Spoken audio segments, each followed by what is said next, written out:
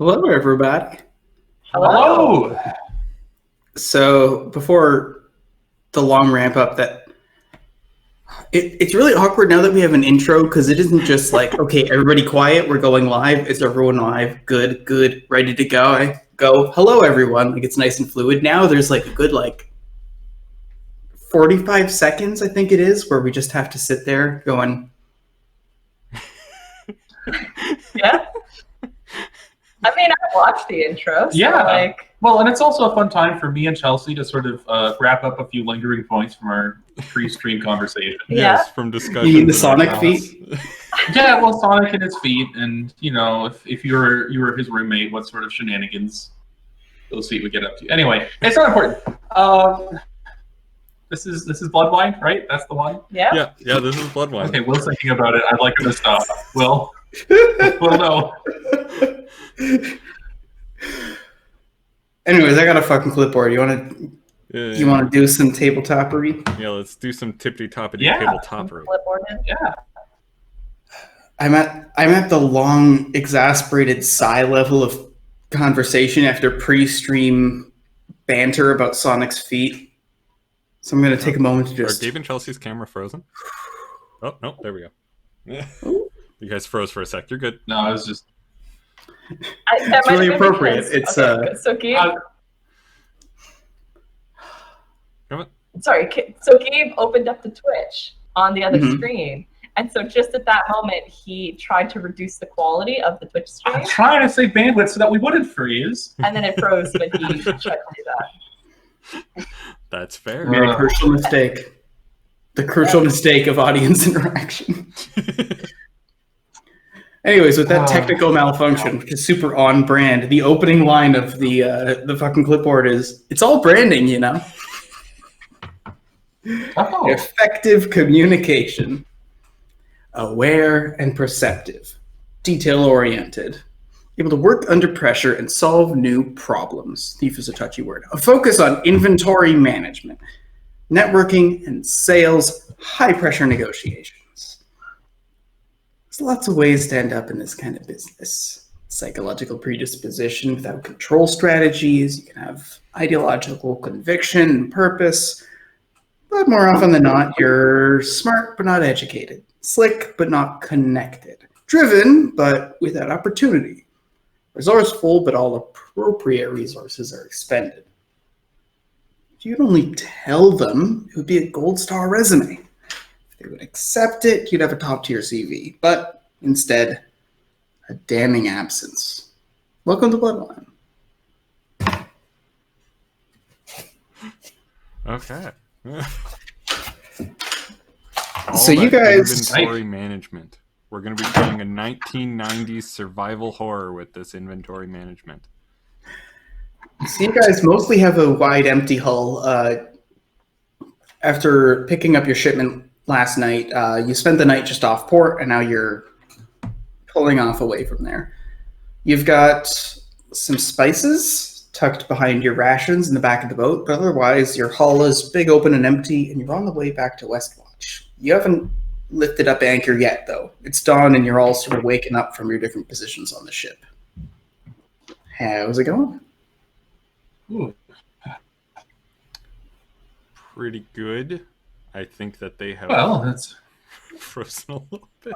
The hell is picture? Yep, they. I think keeping the Twitch open is not a good idea. Nope, it is not a good idea. It is seriously slowing you guys down. Yeah. Okay. Ooh, that's latency. That's definitely latency. I like when you see Gabe move, his mouth move, and then you just hear it 4 seconds later. It's fantastic. Yeah, you're getting some... Well, you guys, I was just thinking, Should we try to restart it? No, it'll probably catch itself back up. Okay. Hopefully. So what do? I don't know. We haven't set sail yet, so we should probably look into that. Now, God damn it. The trouble, I see Gabe's mouth moving, but I can't hear him at all. No, I'm not talking. I was gonna say, like, you're doing it on fucking just purpose. fucking- I know it. You're just post-technical malfunction trolling us. Don't do Yeah. that Yes. to me, man. No, The cruelest Okay. of maneuvers. oh man. So, well, honestly, I'm trying to remember what the hell my character voice was. Gruff. Someone else go. Well, like, we still have to set I'll see. sail. Handed me Right? my character. Well, it's like the second episode. This is the hashing out time. Yeah. Your like character sound and character motives, they can all change. You know, all of a sudden, absolutely. all of a sudden, my character is no longer blind because I decided no. Maybe It's not. a that huge one. point for your character, though. Yeah. Oh, yeah. I suddenly regained sight randomly. No, I'm not doing that. That would be such a dick move. Right. Could you Well, imagine? uh, Could you imagine like not having an arm and then watching so many fucking movies and TV shows and books and shit have someone like go through like a devastating injury, lose a limb, and then just get a magic/tech one that works perfectly fine, and we never talk about it again, and just sitting there being like, thanks. Hope for the future. Hope Appreciate for it. the future. oh, Representation matters. So yeah, well, there's a usual way that we hash this out. Who's up first?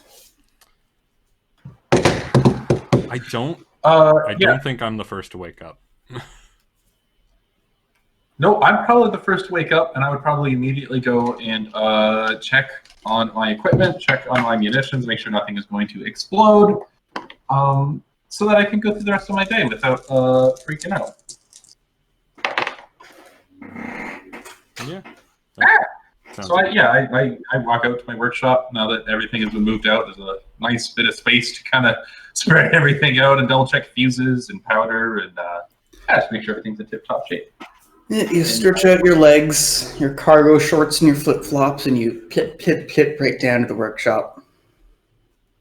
Keep everything above a leg level, so no open-toed shoes is the one rule that I figure you don't have to buy by. I feel like that's the vibe. No, 100%. Well, once he's in his workshop, he gets out his big apron and puts on some sturdy boots.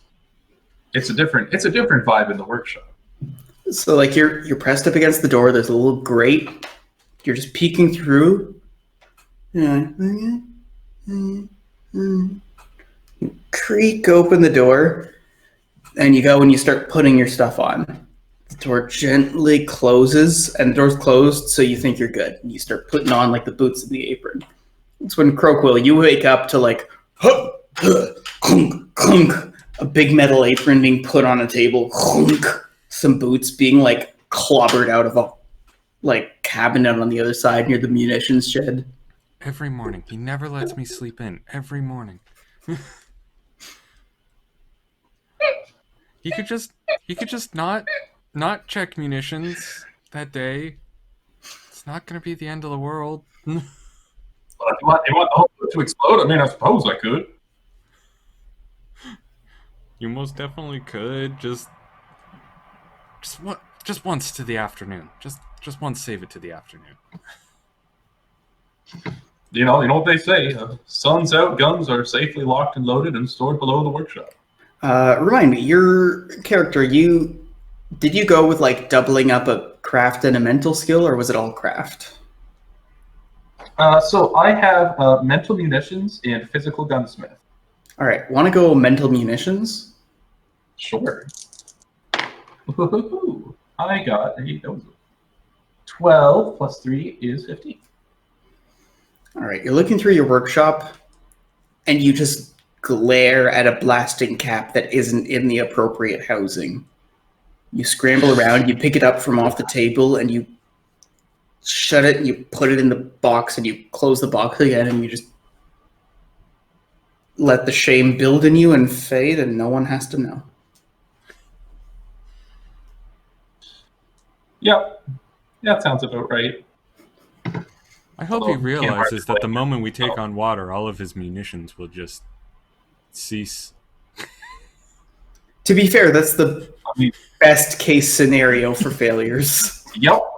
Yep, that is why I keep everything locked up tight in, all the water-sensitive stuff in waterproof containers. That's why I want everything to be spotless. Sailing on a ship called the SS Bilgewater is a failsafe. Oh no, I've accidentally set off the nuclear device and it's going into that orphanage. What are we gonna do? Quick, blow a hole in the side of the ship. Will it fix it? No, it is. No, Well, but at to this do. point it Well. won't make it any worse. Well, Jane will probably get up and eat something, Yeah, and then you snort, you stare at the ceiling. It's like 1, 2, 3. Yep. Hungry time. hungry time. Get up, get dressed, go get something to eat. Start the day. All right, so you guys are the first to awaken. You make your way back up above decks. You shuffle, you open up the hatch, go up the door, up the stairs. Usually no one's awake, but Bilgy's a bit of an early riser. You go and you see him kind of just sitting there with a cigarette, kind of gazing all thin-eyed out into the horizon. Big ER energy. Yar. Is there anyone on the ship that doesn't have big Yar energy? Rutger? I would say, yeah, it's a YAR spectrum, and there are low YAR characters. Okay. Yeah. Like Everybody's got Croquill, yeah, like Croquill is high YAR. I would say that Sun is low YAR, and like Jane is like negotiably mid YAR. Like you could say, like more of a mainland kind of thing.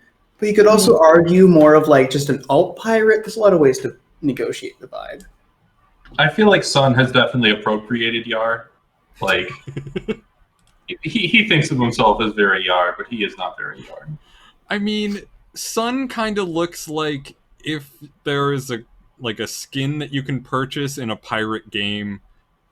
Yeah, exactly. Like Sea of Thieves just has a random Hawaiian shirt skin, and that's just Sun.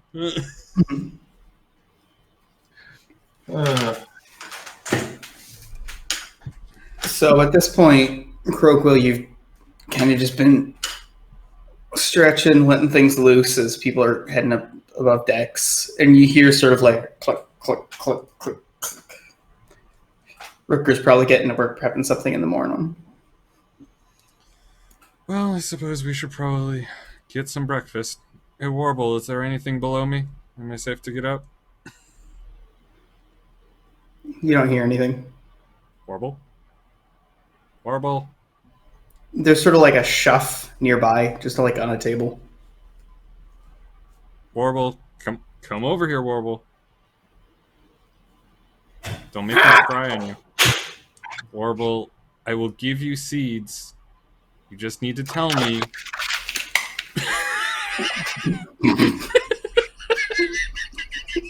Appropriate.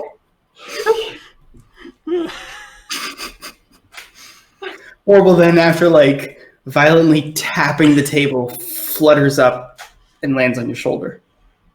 Now, am I good?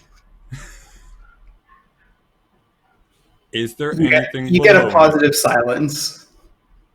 Okay, let's go get your seed.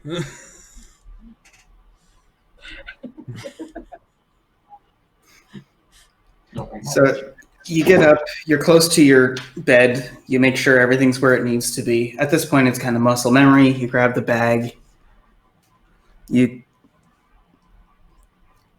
go, you get a handful, you make sure to pinch it. Warbles is a bird. You're still dealing with a bird. Yeah. So at this point, you've got a handful of seed until you have your bird back. Yeah.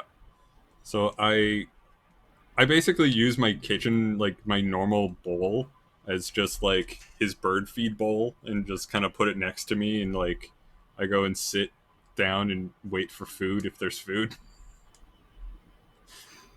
All right, so you kind of tentatively squint. You take a few hesitant steps. You think it's going to be 3, then it's 4, then it's 5, and then you hit it. You grab a chair, you figure out where the table is, and you sit down. You hear the groaning of Jock and Tiana getting up. Sounds like that's everybody. All right. Man, breakfast time. As a group, all together, like a family. Like a big old family.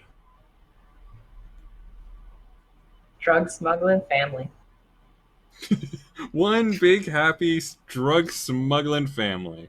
I don't know why that's the adjective you chose. Nothing's happy, contented. Well, There's a whoomp, and Tiana sits down at the table. Spice trading. Or spice trading. Spice trading. spice trading. Spice trading Right. family. We trade spices. Fast trading. We're traders. Mm-hmm. There's a tap, and then Jacques sits down and he goes, Spice trading! Yes, of course. Spices. Spices. Spices. Ooh. So what's the thing with that interview for the Vort Pass? Do you know if they want to talk to all of us or just you 3, or what's the deal? No idea. No, I expect that they don't want to talk about all of us. That seems like a logistical issue, getting us all onto a room. You know. You hear a whoosh off in the galley. It sounds like dinner's almost ready. Or breakfast, rather. Oh. Well, And then I you sniff the air. You sniff the air and you go, no? Dinner? And you look over and you see that like it's literally just Rooker heating up stew from last night. Cool. Breakfast stew, nothing like it. Stew is a good thing. Yeah. He wanders over and he slops some down in bowls. He goes, I'm sorry. I made too much. And then, you don't want the shit to go bad because there's meat in it. And, anyways, happy dinner, breakfast. And he wanders back to the galley and clunks it down. What were you saying? He gestures with a cleaver over it, son. No, I don't know. Did you interview for this position as cook? He just kind of gives you a quizzical look. So I never done a job in my life. If you aren't interviewing, then you're just kind of low-key interview. I And, thought of it that way. and Rooker comes out. He's in his unshapeshifted form, so he takes up the bulk of the space. Then he clunks down all bear-like at the head of the table. He starts eating, and he goes, well, there's interview that's like, what are your strengths and what are your weaknesses? Can you tell me about previous experience? What sort of experience do you have working galley cook kitchen? But then there's also like, maybe you just have a dinner and actually you're just talking, but the boss is watching, trying to know if you're fit, you're on the level. That would explain a lot about Cannonier's first dinner with me. You hear a groan from the hatch, and Bilgy comes down. Sorry, I'm late. Yeah. What are you talking about? Interviews? What, Rookery thing? Interviews. Goes to get himself a plate. Rookery thing. We were just supposed to make eye contact. Is that like a whole time thing, or just like, Everyone's looking down at their bowls and eating. Yeah, I wouldn't hire anyone. actively like not engaging. You Yeah. know I can hear you, and I am 100% ignoring it. I mean, Jane's just eating her breakfast. Kind of like lazy in the morning, slow to getting up. now could you get your crow to make eye contact? Well, that makes just things worse. The crow looks at you. Warbles Yep, makes worse, things worse. worse. Okay. Bad plan. You know, everybody else is able to see. We can make eye contact. Well, I'm just saying we got to figure something out. You know, a third of us don't got sort of that capability. I don't know if you've looked at my eyes recently. They're kind of scary. I've been told. I don't think it's too big of a deal. No, people have said that. Hey, why are your eyes like that? It's fucked up. It's true. Most folks don't got red eyes. Little goat slits. You know, it's spooky. It's You got do horns. have goat slits, yeah. I'd say you're very goat-like. At this point, you hear Jacques kind of chuckle, and he goes, "Goat slit." Okay. You know, I know a joke. Do we know a joke? And he kind of just awkwardly looks at the ground. And then you can invisibly see the process of him forgetting that he was talking about something. And he goes, "So you see outside yet? Does it look misty? What are we looking at?" I'll go take a look out. I pop my head out. The stairs from kind of below deck lead above deck. Yeah, like I'm just kind of popping my head up the stairs just to get a look. There's a hatch that you close down so you can like wander over and like rain doesn't pour in for no reason. So you climb up kind of like a really steep, kind of thin staircase. You creak up the hatch. You don't even need to come out. You can just kind of look at the sky. And you're rocking back and forth. There's a fog, but it's kind of like a light overcast. You're probably fine. It's going to be a damp one, though. Back down. It's like 80% of a good day.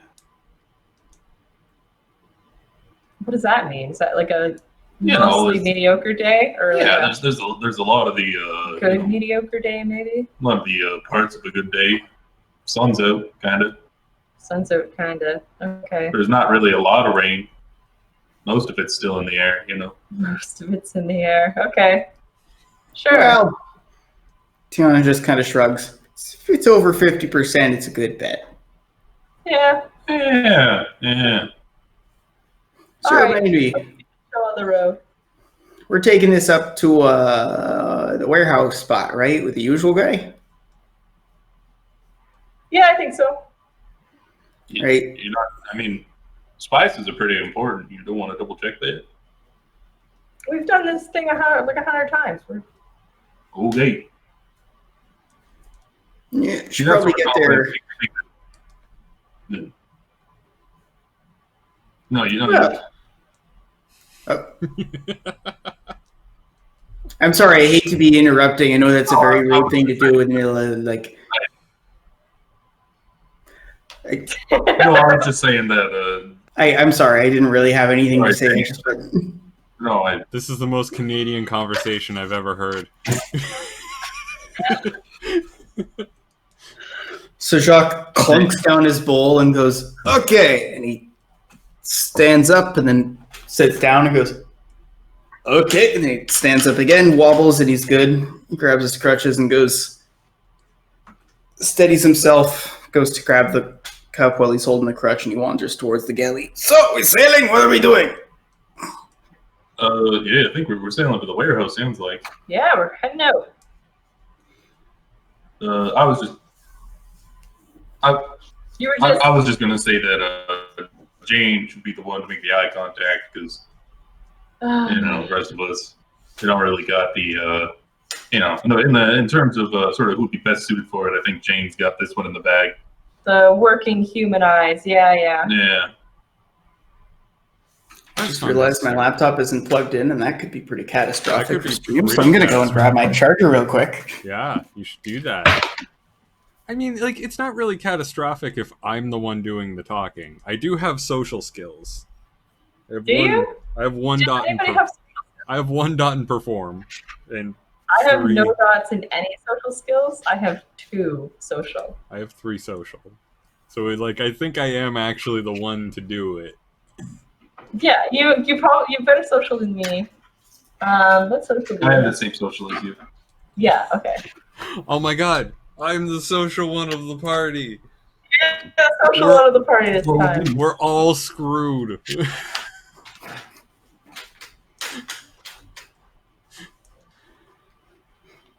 So you guys see Bilgy head above decks. Jacques is sort of negotiating the stairs getting up there as well. Tiana goes back to the room to pick something up or something or other. Rooker's there cleaning up dinner in the galley. He's going to be below decks for a while later. What are you guys up to? Well, last day we set sail. Getting the boat ready, yeah? Ready to set sail, ready to get going. All right, so the pair of you, you wander above decks. You start working on the ropes. You get the sails unfurled from top to bottom. You've got a 2-sail ship. One of them, it's a big square sail that sort of narrows up at the top after a mast. It's a big tall one. The other one has a big triangular bit. You get them ready. They're somewhat loose, so they're not pulling with the wind or anything. Your anchor's been raised, and you guys are looking out at the open sea. Where are we heading? I'll pull up the map. And map. Heading to the warehouse to drop off our spices. So yeah, back to Oh, Westwatch. it's warehouse was it? on the way. Westwatch. All right. So the wind is going southeasterly, so more or less in your favor. Yep. You're able to move pretty quickly.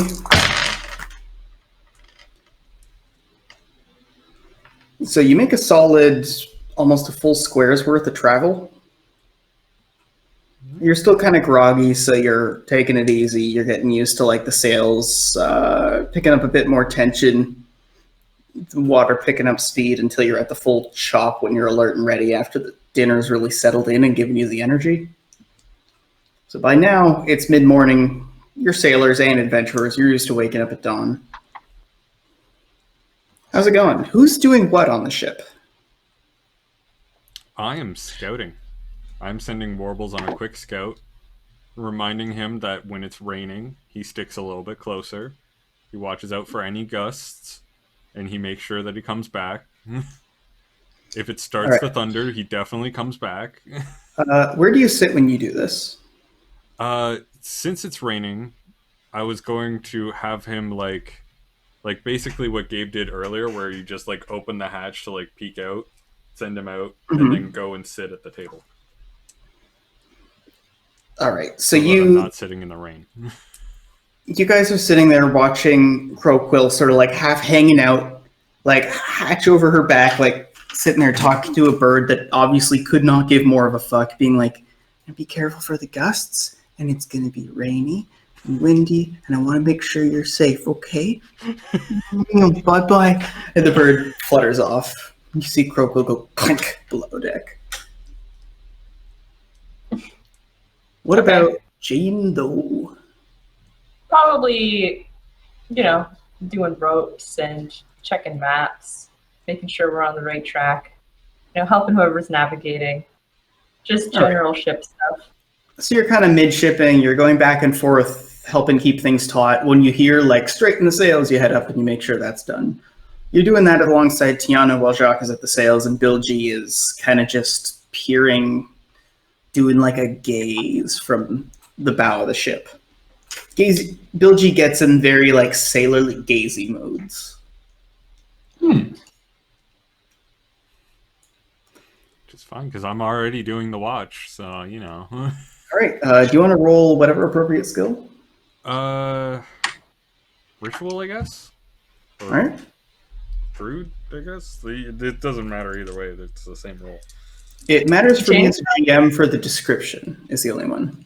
I'm going to say that this is specifically ritual because when we're scouting, I want to be able to see to properly coordinate. I can't really rely on Warble's description of things and weather patterns. Mm-hmm. So that's... While he's doing that, I'm going to turn to the nearest, maybe Tiana, and be like, should we have somebody else also looking out? That'd be a 50. Just in case. Tiana just kind of looks from side to side and then looks at you and shrugs. What are you going to see that a bird doesn't? What are you gonna roll? Or what'd you roll? 15. So 15. Some colors far away from the land. That's what you're getting.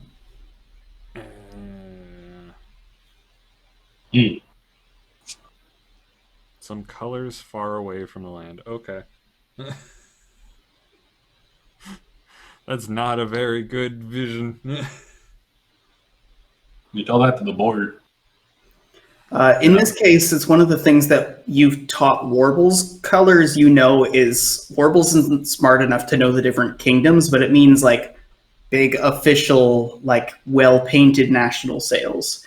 These could be foreign ships that have nothing to do with you, or they could be guards. Okay. Well, Navy is if we're splitting hairs. Okay. So I'll sort of relay that to, whoever. I basically just shout, and whoever hears me hears me. So you go like, you should probably stay closer to shore. Some guards or something, Navy further away from there. And then you hear a clang and like a tick, and then a clunk, clunk, clunk, and Rooker bellows up from the hatch going, stay close to shore, and he clangs it back in and goes back to the kitchen, keeps scrubbing down the dishes. Thank you, Rutger. So what is Jane doing? Or no, Jane, you said you were mid-shipping. What is Sun doing? Sun is, unless someone else is doing it, he is in the most lazy fashion. He's at the helm, working the rudder. He is just like in the laziest fashion possible, like, oh, I want to stay close to shore. All right, then. And turns the ship a few degrees, puts the wheel back in lock, and then kind of goes back to leaning on something. So he's not very helpful. In the countryest of country fashion, you and what was I going to say? You and Jock have both gone below decks, picked up like a country chair, like wedged it out of the hatch, and like put it up next to the helm. There's an actual, like, normally you're supposed to stand there, but kind of like Jock is kind of like, all right, I don't like fucking takes this more, you take over. And he wobbles, he sits down, and one of the sort of like chairs off to the side, a big couch just openly on deck. He pops off his pegs and goes, you want to go? All right. And you get up from your chair and you kind of like half lean on the rudder, kind of. You go further toward the coast. We're discussing blueprints and designs and, just kind of shooting the shit. Nothing serious. Just like, well, what if we tried this sort of thing? Mm-hmm. And the call comes, hey, we got to go closer to deck. It's like, all right, I'll do it. Have to move 2 feet to the left. Interrupts our whole flow of the conversation. But sacrifices I make for the crew of this ship, So you, as the munitions expert, are the one, like, lifelong sailor who still isn't used to hearing this. You hear Jacques go, boom, and you're like, and then you watch the mast sort of flip as the wind starts to shift, and you go, oh, and you go and get ready. Jane, you wander over, you're alongside Tiana and Bilgi, you're switching the sails so that they have the shifting wind. You're not making good progress in terms of, like, you're really cutting against the wind, but it's strengthening. You see the sky's getting darker, but you're getting close enough to West Watch that you're actually picking up some speed. You move 3/4 of a square south. It's basically on top of West Watch. So I'm literally just going to roll for... Yeah. After a little while, as you're getting closer, you kind of have to go, oh, as the wind moves back more or less like perpendicular to you, and you start to pick up speed.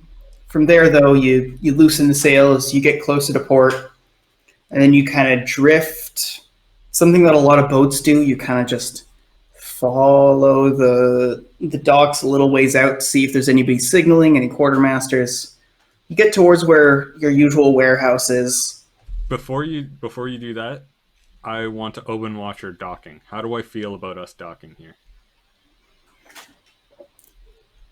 You feel neutral. Neutral? Okay. You don't see anyone, but you know this is where you're meant to be. So you guys you loosen the sails a bit more. You drift. You go up and down the bay once more. Still nobody, and then you kind of just anchor offshore a little bit. It's mid-morning, and then it's noon, and then you see somebody duck out of the warehouse, and then they're kind of just like halfway to the privy, and then you see them pretend to not see you, and then go, and then take a piss, and then come out, and then start waving you towards their location. Nice. You had to come to a full stop, so you grind up the anchor, you get yourself up to speed, and then get close. From there, you toss the ropes over. You've got someone complying on the pier, so it's easy enough. One's tossed. Who's going over decks to tie the other rope down? I will. All right, so you go, hup, and you land on the other end. You've done this a few times. You've got the rope that's tossed from the ship, and you tie it to the pier. From there, once it's tied, you see them groan back and forth. They're going to be moving here and there, but after a little while, the gangplank is pushed off. You steady it, and you guys are able to come back and forth. Sure enough, you see that the guards are there. As usual, they're coming in for an inspection. Make sure you've got the right manifests, all that stuff, walking up to the pier. Okay. So one of them muscles up, goes, all right, got your papers? Yep. And I hand them the papers. You're used to this. You get them passed to you off the edge of the ship as you guys are setting things up because they're there as you're putting down the gangplank. You grab them. Bilgie's passing them to you. Or Bilgie is passing them to you, but it's like Bilgie has a dog holding them in his mouth, and everyone, like all the guards briefly are distracted and they go, oh. Bilgie knows his routine, and so he starts doing like puppo shit up and down, like being like, oh, people, and then borks. And so like a few of the guards are distracted. They're kind of just looking at the dog. One of them kind of begrudgingly is like, well, someone's got to pay attention. Then the last one's looking at the paperwork, goes, hey, yeah, that's right. And what's your name again? It's probably Jane Doe on the documents, right? This is like out of character. Yeah, so you go Jane Doe, and they go, okay. Yep, all right, representative. And, is that Captain Bilgie? And they, responding to Captain Bilgie, like Bilgie puts two paws up on like the railing, goes, Morph! And goes back down, and they go, oh, well, you're a small ship, so we don't really care. Right then. Okay, and it says, so what are you coming into port for? We have an interview with the Rookers in a couple of days from now. All right, carrying anything? Nope, not right now. Okay, so docking in empty? Yeah. All right, you mind if we go take a look below decks, make sure everything's above board then? Yeah, go ahead. Shouldn't take too long. And they wave and everybody starts to come aboard. You guys watch them go below. You see Rooker in human form in the middle of like putting away pots and pans. As he puts one up, he like puts his hands down and just sort of like nods to the guards and puts his hands in his pockets to make sure they don't go places they shouldn't. They go back and forth. Below deck to make sure none of them go inside my workshop. So yeah, you're there. You're next to the door. You're used to this. You didn't go above decks for this landing. You're there, getting ready. Meanwhile, so Jane, did you roll smuggling last game, or okay? Do you remember what you rolled? I don't remember what I rolled. It was a double-digit number. Yeah, I remember. No, I flavored where you put it based on the number, so I'm going to do it on that. They walk up and down the ship. They take a look. They see that it's just furniture. They take a look at the barrels. They look at the listings. They crack open your supplies, see that there's like a sewing kit and a bunch of stuff. They close it. They crack open the salt pork. They run their fingers through some saffron, let it drip down, and then they just walk away and go, all right, should be good to go. Awesome. Hail the West March, and they walk off the ship. Yeah, the been. Cool.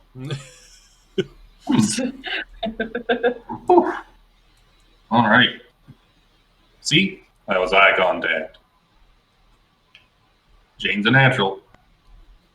I think they So preferred that was making the- eye contact with Bilgy. So as you guys are kind of chatting, your other comrades go, they take out the barrels, they pass them over to the guy on the pier. You can see that a few other dock workers have come out and they're shuffling them off into the warehouse. Now it's just you guys at this dock. The people here at this warehouse don't mind if you stay here a little while. It helps you look less conspicuous. So just leave in a few days like it's a normal warehouse. Mm-hmm. We have our interview in a couple of days, and we'll probably be leaving after that. So Yep. All right, so what are you guys doing?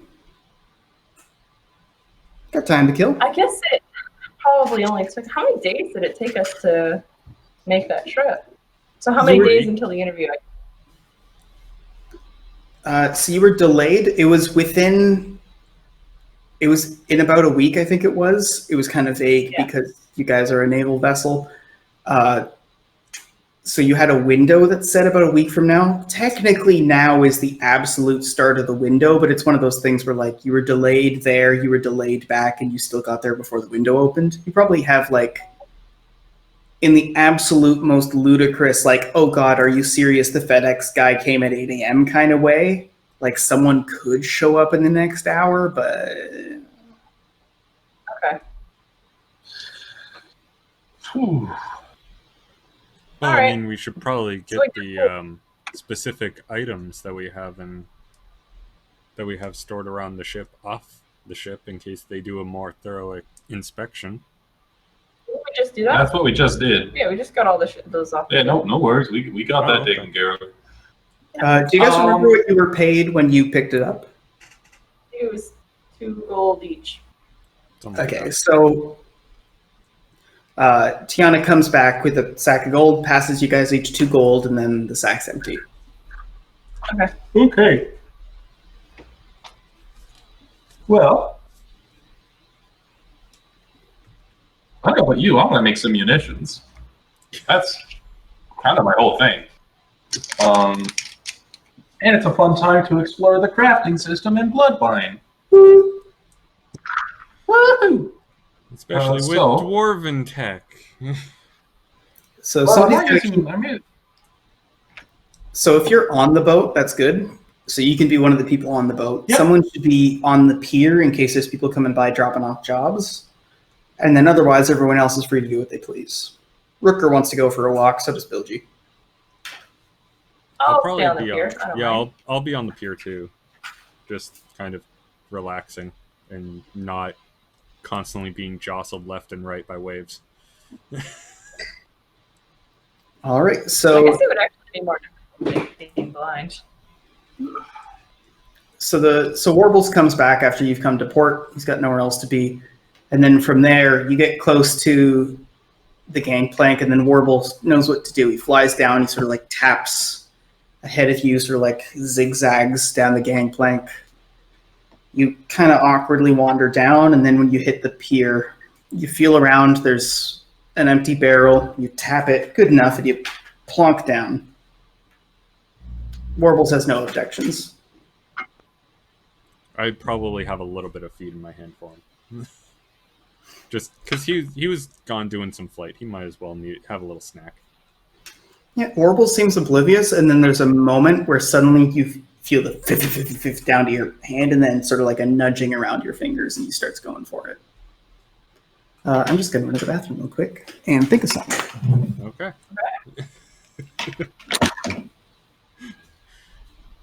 So, yeah, hanging out at the. So we're gonna have, I guess wow. what the hell? I've lost your camera. Oh, no, there we go. We're back.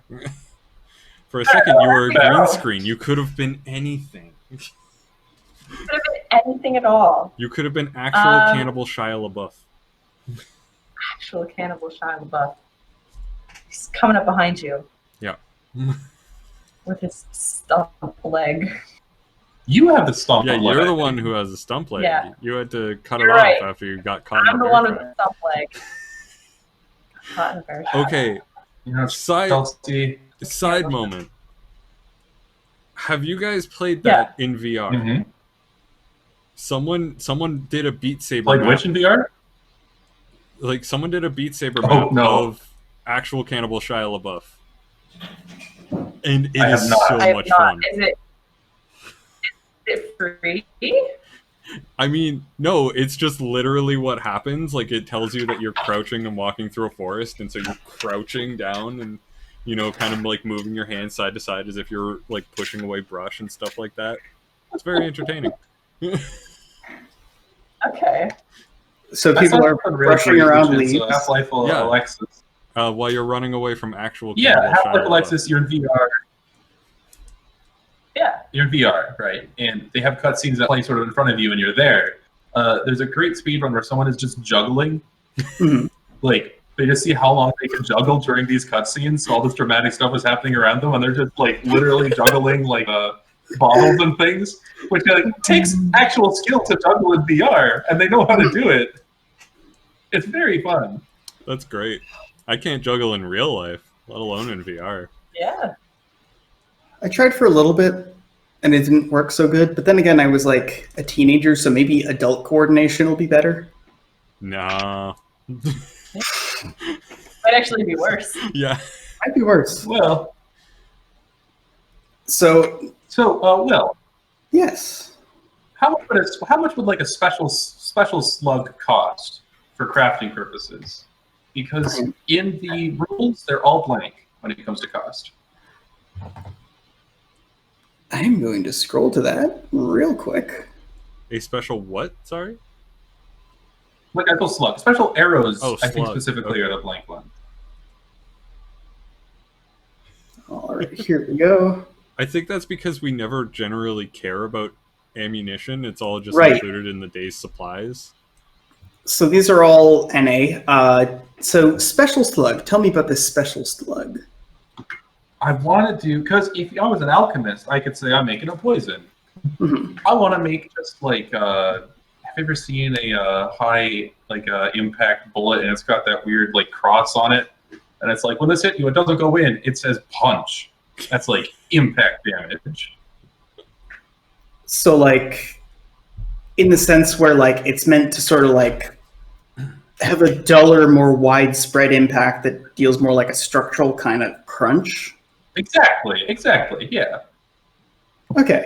And these are like the slugs for your shotgun, right? They're not just usual. Yes. Okay, what's the desired mechanical effect you're going for? Or are these just like meaty? If I was an alchemist, I would make a poison of like impact damage. like force? Like blunt damage? Blunt damage. Yeah. Okay. I forgot what the words were, but yeah, blunt damage. Force slugs. Okay. So you're sitting there and you're kind of like poring over these slugs. This is something you've been trying to figure out, and it's one of those things where, for anyone else's intents and purposes, you could slap one of these together and they would go, "Oh yeah, high impact slug, excellent, works great." But you're sitting there going, "No, this is terrible." So at this point, you're taking like old ones that you left on the shelf and didn't want to put out yet. You're like grinding them, and then grinding them, and then you grind them too far and you go, "Fuck it," you put them aside. And you go, and you're sitting there going, okay, you got the ones that you're set aside that you're going to put more metal in, and you're like just about to prime everything to be ready to put out your weapons. Like it's like a slug making bench. You've got the lever, you've got it aligned, and right as you're going, you hear on your door. What? Business. It's very important. This is Ken and Roll Yi. open the door. Lift up my. So you hear Kenan Ye, who like is literally your fellow crafter. He's one of the people where he's knocking because he's totally allowed to be in here, but he's checking your permission first. Oh yeah, no, yeah, go. So he opens the door, closes it, and goes, "Looks like we got interview time or something." What's that? Now it looks like. You need to take over anything, or are you good? I think we're good. Just let me put this away, and I pack up what I was working on, put it back away nice and safe as quickly as I can. So so it's not like there's powder everywhere. You start slotting things in.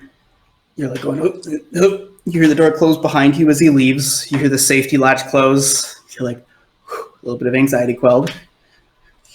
Then it's in the box. You go, you latch, open, closed, latch, go upstairs, out into the hatch. And you see that below, like some of the crew are here on the deck just kind of looking off. And then Croquill and Jane are there. Well, there's just sort of like a human-sized figure, dark clothes, pale sort of bird mask, holding a clipboard. Hello, how can I help you? Hi, you applied for the rookery position? Aye. Yeah, that was us. Right. Charlie, Human Resources. So, is this a good time, or would you like me to come back at a different time? No, this is a great time for us to make contact. Yeah, no, this is a good time. All right. Do I have your permission to come aboard, or would you prefer to do the interview on the pier? At some point, I'm going to have to take a tour of your ship, but... Oh, yeah, no, come aboard. Yeah, absolutely. We can go aboard. All right, what's the... and he just sort of awkwardly looks at the gangplank and looks at all of you and goes, "Sorry, it's the right?" What do you mean? Porter. Or the left? Is it the left? Oh, we mean the... Porter starboard. just get on here. We got port, we got starboard, bow. Heard that one a lot. So yeah, just come on up here. You hear the rooker, Croquill specifically. You hear the rooker walk on board, and there's a really fiddly, faint bit of like petty sailor's magic that goes off. It's the kind of thing that literally like someone puts you on a ship to get rid of. Like if you have a literal wizard, it's better to just deal with the ship curses than to deal with all the stupid stuff like the right foot coming on board and making sure that you're like saluting people in order when you walk on a pier, that sort of shit. So you just kind of like snap. There's a bit of old magic that fizzles away, and then you guys walk onto the ship. And it goes, right, so we're flexible. We would be doing a group interview, individual interviews, a ship inspection, and then a stage 2 interview for the group afterwards. Okay, sure. Sounds like a plan. So which of the 3 prior options would you prefer? Group interview, I guess. I mean, might as well get them all done sort of ASAP, so we can get back on the road, as it were. All right. So is everyone here? And there's a big pregnant pause, and then with a certain affect, the guy goes, "We're an international organization, We could also have this interview below decks." Yeah, that might be best. All right, you guys all kind of make your way down below, and then once you're down there, Rooker and Bilgy switch back to their true forms. Right, excellent. I'm just going to mark down that you're beast folk. It's not a problem, mind you. It's just, well, you know why it's important. Oh, sure. Right. So can I get everyone's names, preferred for job purposes? Jane Doe. Jane Doe. Blazing Sun. Blazing Sun. Jack Cannoneer! Jack Cannoneer. Jack Cannoneer! Jack Cannon. Is that Y-E with an accent? And he wanders over and he just kind of goes, G-A-C and there's an awkward moment, and then there's like a hesitation with a lot of communication, and then he takes it and just writes down his name and goes, "Oh, Jacques Cannonier. Okay, I get it." It's a doozy, that one. You Bilgy. Bilgy, any other? Just Bilgy. Okay, sailor style, just Bilgy. That would be Crowquill Ravenfeather. Crowquill, Raven, Feather, you'll fit in. And, that's the Rutger. That's the Rutger, and I think that's Tiana McRae. Tiana McRae. Okay, Tiana is that MC, M-A-C? Here, M-A-C. Okay, yeah, McRae, excellent. So, give me the rundown of you quickly as an organization. If you were to briefly try to tell me the groove you fit in.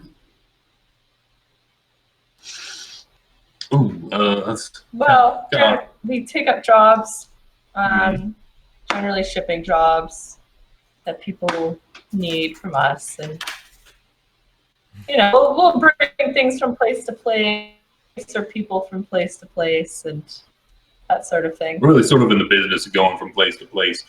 We also sell munitions, firearms, specialty munitions, specialty firearms. Outfitted firearms.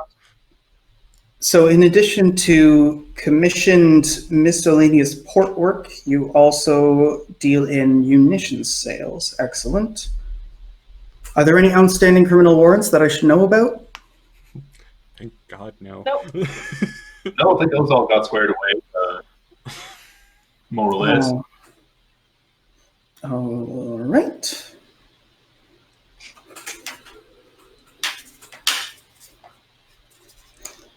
Okay. In that case, we should be good to move on to the individual interviews or the ship inspection. All right.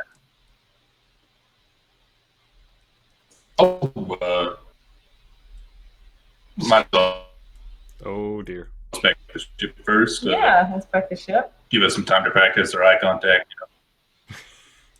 Absolutely. The guy nods and just sort of goes, right, is there anything I should know before I wander around?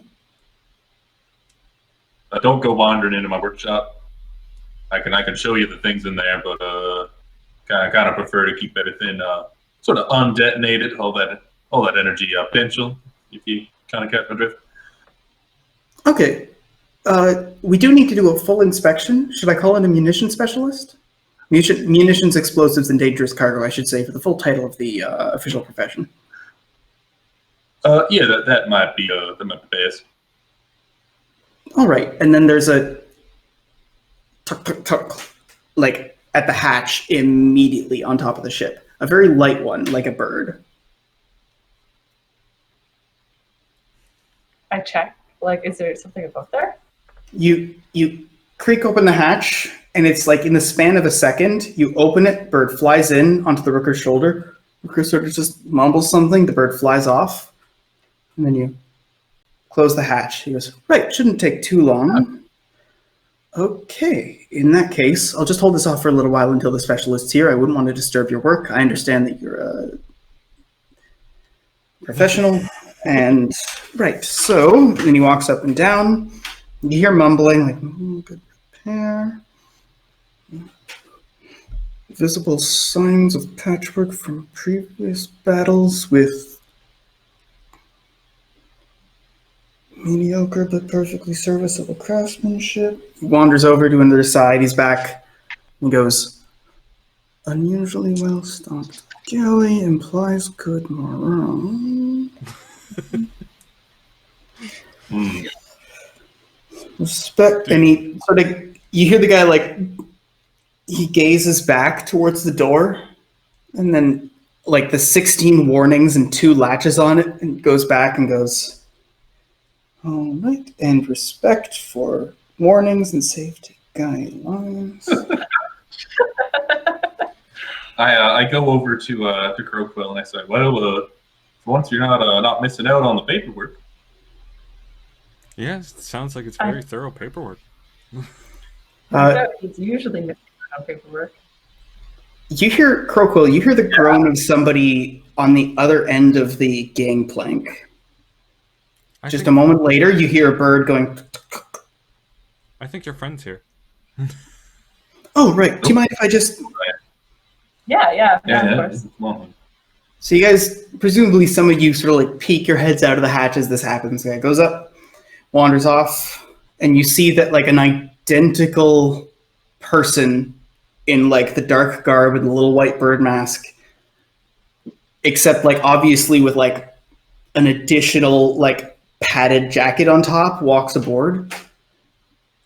By pure coincidence, it's the exact same make as yours. Ooh. Minus the customization and additional touches, of course. Yeah, you have to have at least 10 flares on your thing. Otherwise, you're not a proper blacksmith unless you have the 10 flares. Yeah. Right. Your blacksmith pieces of... Now I'm imagining like Skyrim style, like outside the village, there's someone going kung, kung with like a green jacket with a bunch of little pins on it. Like, I heart ball. Yeah. And it's just like, hey, John. Just wanted to talk to you about your flare. Hey, so John, you're not allowed to default dance with that default skin here. Yeah, the default dance is really ruining the vibe. Yeah, really ruining this workshop vibe. So both of them, they both make their way up. They head down the hatch again. They speak a few very quiet words you can barely hear. They just kind of, it's almost like the masks turn to each other and then just turn back and something's been exchanged and they walk down the ship. They open the hatch and scramble down. The one in the padded jacket stands next to the door, like with the caution, just with like a hand over another hand, obviously kind of just like waiting for the rest of the inspection to continue. The guy goes, he opens the bilge. Good.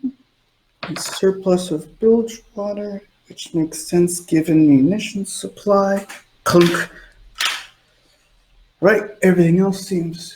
All right, I should be good to begin the first round interviews. If anyone involved with the munitions supply wants to go on a separate safety inspection with our munitions expert. Yeah, no, that sounds good. Yeah, I'm not involved at all, so I can do one of our first interviews. All right. So, in that case, is there a place we could do this? Yes. I don't know the layout of the ship, like me personally, IRL. There's this But I'm compartment sure that that I love to somewhere. use for smuggling, and it's just like a cupboard. It's like, come here, let's chat. I'm So sure there's- there's somewhere. Cry. Yeah. So there's basically 3 quote-unquote rooms on the ship. One of them is the munitions room, which is like built into the cannon room. One of them is Bilgy and Rooker's room. The other one is Tiana and Cannonier's room. The 3 of you just kind of sleep in the hammocks. Okay, well, I'll ask them if we could use their rooms as like interview spots for now. Bilgy nods. You know. Okay. Yeah, let's use one of their rooms. Let's go there, I guess. To the rooms.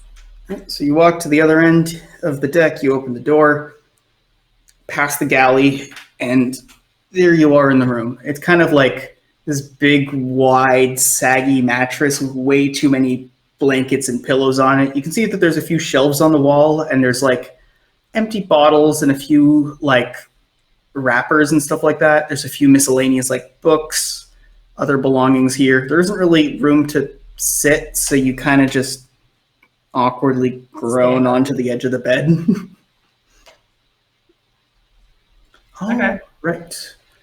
Meanwhile, it's one of those things where you're anxious, and then the munitions inspector opens the door, gestures for you. You and Ken and Yi walk in. And then after he walks in past you and closes the door, just kind of looks at the 2 of you and goes, Well, so Well, this is the munitions room. That's where we keep all the munitions. Gotcha. Gunpowder's over there. as you're gesturing, Later. the guy's just taking notes and just following where you gesture with his gaze. Lab's over there, but I like to keep all of the grinding and stuff over there, so the sparks are as far away from the powder and explosives as possible. Blasted caps, all sensitive stuff like that. That's all kept watertight as we can get it. Wax line over there. Anybody that comes in here is obviously kicked off of the boat. Me and him, and I guess you now. Yeah, going yay, anything to add? No. Any questions? I mean, a lot of the stuff is either patented or, sort of trade secret stuff. So if you have any questions, just let me know. But do you use matches or elemental snaps? I don't got a whole lot of magic in me despite my appearance. So yeah, most of the matches we keep them over here in the watertight, away from the rest of the explosives. Oh yes, excellent. That should be everything. All right. You take care. So you guys awkwardly shuffle out. Meanwhile, so Jane, you're the first to interview. I'm going to not do the interview the whole way through for everyone. I'm going to kind of just do sample questions so it's not agonizing. So you're sitting there and it's like, right, so Jane Doe, is this an alias or your real name? I shouldn't say alias. Real. Alias, right. Yeah. Why did you choose to go by an alias? I am not proud of the family that I come from. Now, is this related to the war or other misdeeds which other might? Okay.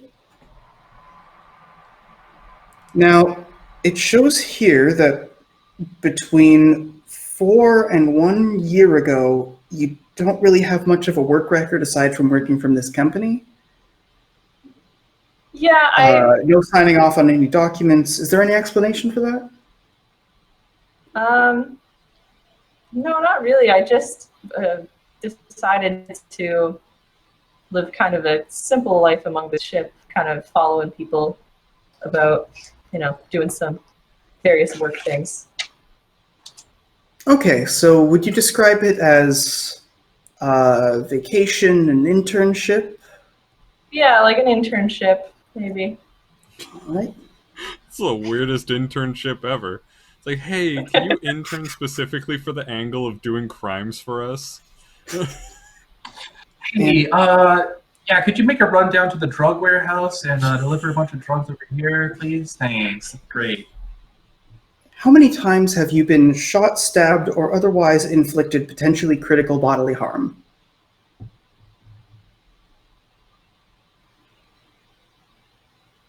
3.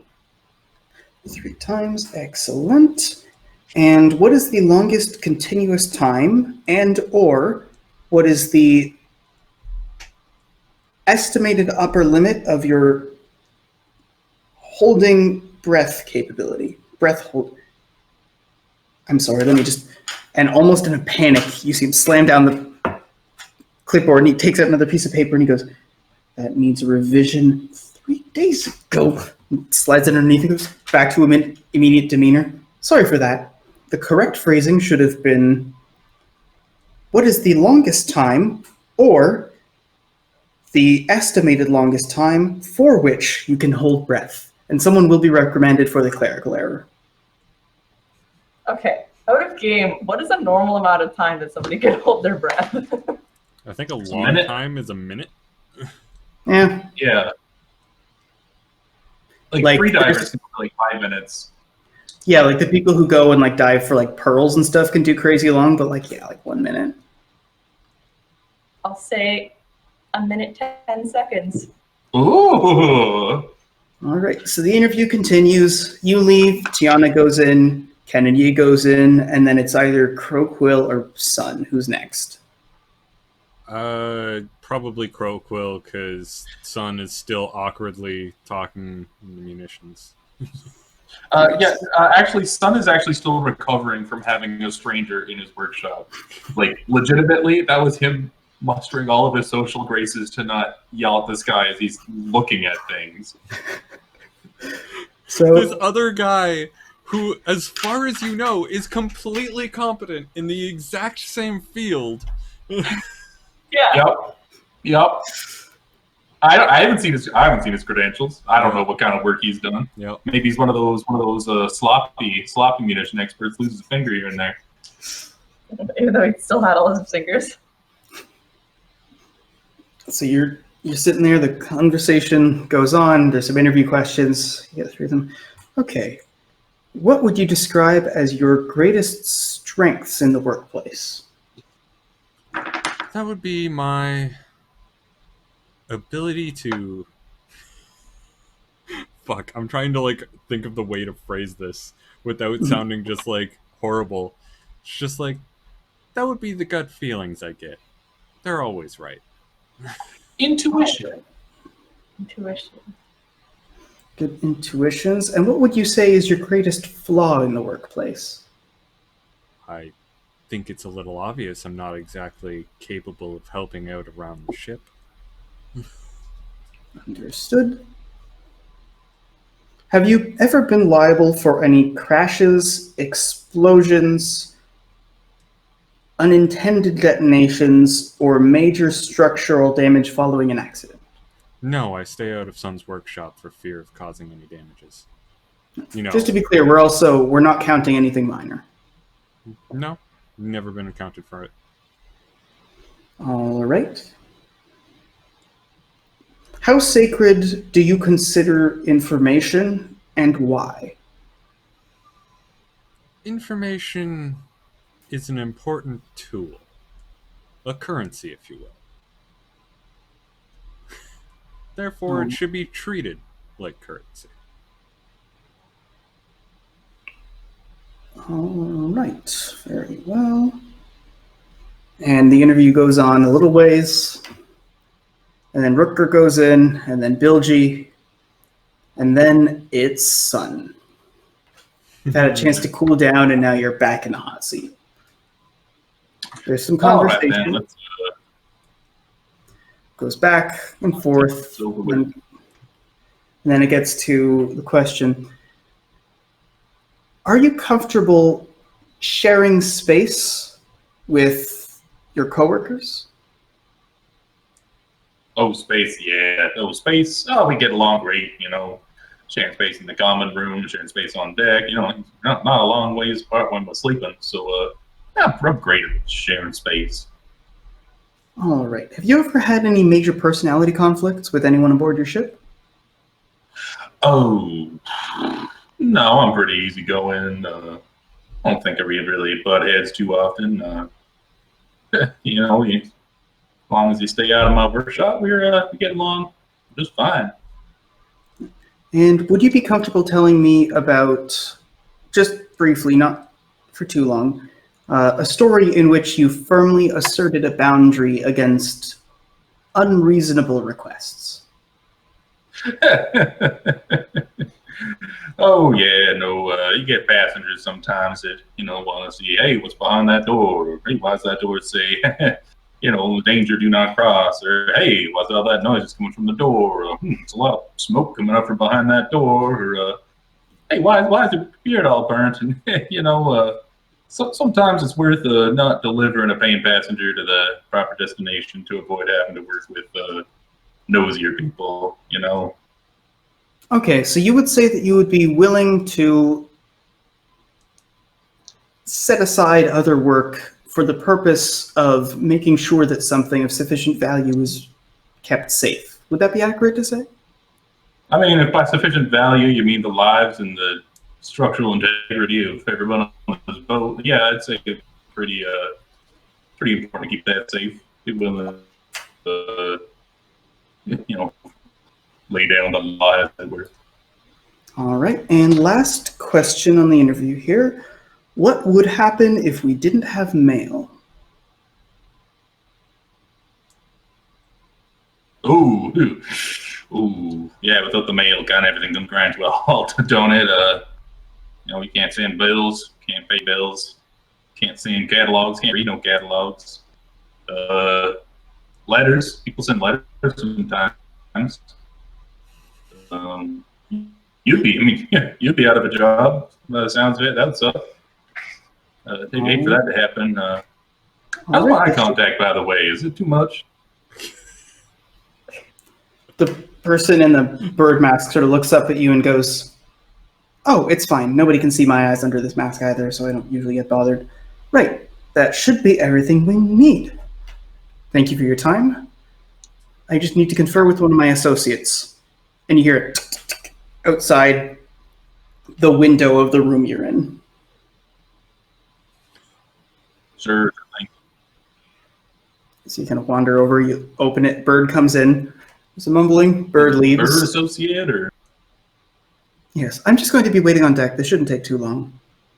And he moves past you and goes above decks. You watch a bird come, and then another bird come, and he sort of mumbles something. Then a third bird comes, and he mumbles something, and all three of them leave. And then he turns back and goes, "Right. Do you have any other work, or are you ready to move to the second portion of the interview? We're very happy with your existing capabilities and priors." Yeah. Second so round two. I think I just gotta go blink my eyes a little bit, and I'm ready to go.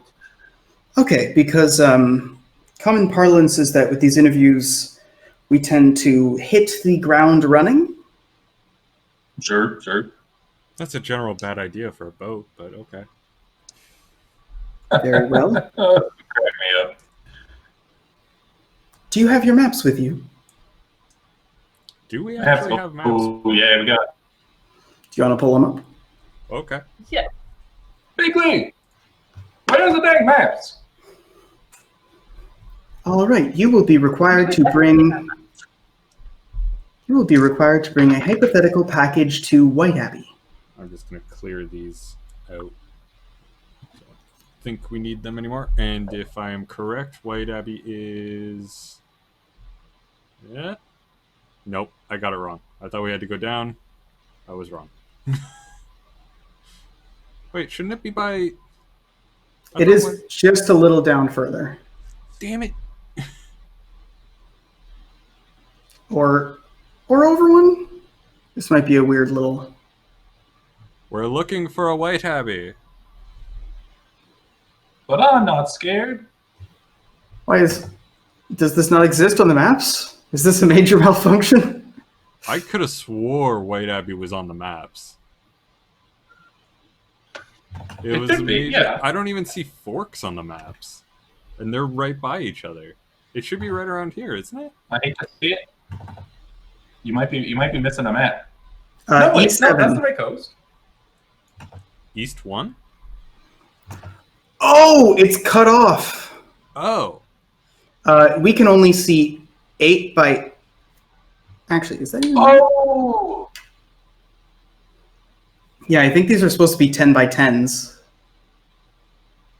Well, I cut out what I cut out. They should all be roughly the same size. Well, that's an after-stream thing. Yep. So, you guys are heading for a place that isn't currently on the map, but that should be in that square, basically at the bottom. Yeah, around there. Right by here. Okay. So, after you guys pin it down, he goes, "Right. Suppose I'm a package." And he looks at you almost like philosophically. There's like a physical head tilt and goes, and you see the munitions inspector leave the ship. He goes, "A box whose contents you do not know. Suppose I am this object, a 1-foot square box." And he looks, and you see that there's like a horde of like 20 people on horseback just like waiting, who all like come out of an alley and are just there watching the ship like away from the end of the pier. And suppose that's a cavalry group, and you look and you see that at the pier next to you there's a sail that goes down in front of the other one, and there's a big bird mask emblazoned on it, and goes, and suppose there's a C unit, and suppose there's a third unit. Deliver me safely.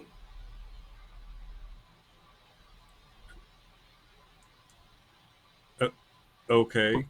Got anything to say?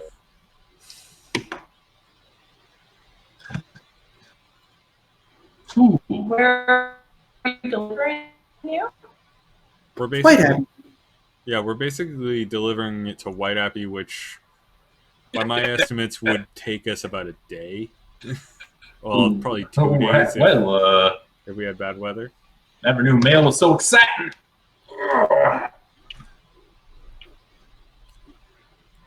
Now, as a munitions expert, have you crafted paint rounds before? Was that pain or paint? Paint. All right, No. 2 days. God, their internet is just no. Are you seeing it too, Will? Yep. Okay. Y'all are shitting the bed real big right now, internet-wise. Try. Certainly, yeah. No, I can deliver any sort of payload you might need or want. There we go. Okay, cool. Right. You'll want to craft paint rounds. They will not be using live animation, but they will be using paint. It's a totally frozen. Totally frozen. We've basically know. lost them. You can hear us, right? Though. We can hear you. Can you hear me? Can you hear us? I think Yeah.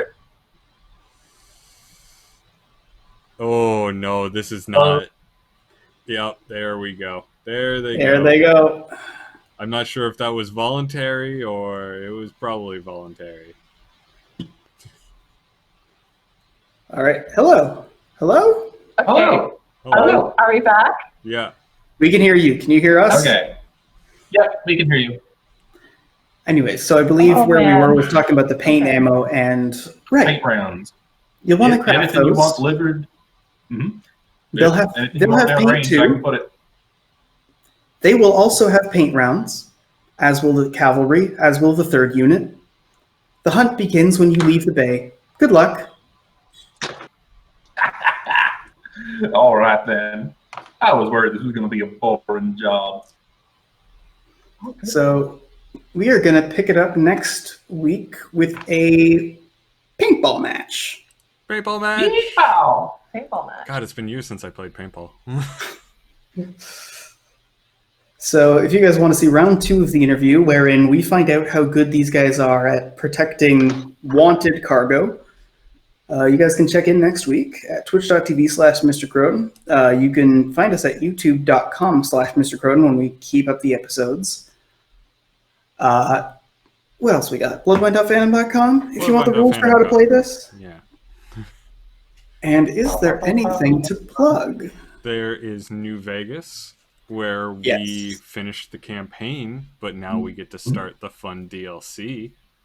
Yeah, so last episode was the one where Ooh. we did the big ending time, so now we're going to be heading down to Utah. Ooh, fun. And if anyone is curious what I'm going to be doing over the Utah. weekend, I'm going to be assembling this Lego set over the weekend. Oh, shit. Yeah. Ooh. Good shit. The child in me is so happy. Yeah. That's awesome. There's something really cathartic about sticking pieces of plastic together real good. Yeah, and making it look like thing. Yeah. Oh, yeah. There's definitely something cathartic about that. So that's going to be my weekend. I'm not actually streaming that. I've streamed building Lego before, and it's always been fun, but dinosaurs are personal. Dinosaurs. Dinosaur is very Yeah, personal. this makes sense. Dinosaur. 618. The ping. Our ping is 618. Allegedly. 618. Yikes. Chelsea saw it. She'll back me up. It was 618. It was. That is insane. Well, okay, we'll Yeah. end off before you guys go again. Before we take down the Western Seaboard. Yep. So, Yeah. thank you everyone for watching. Thank you for all your support. And we'll see you guys 618. next time. Bye. 618. 618.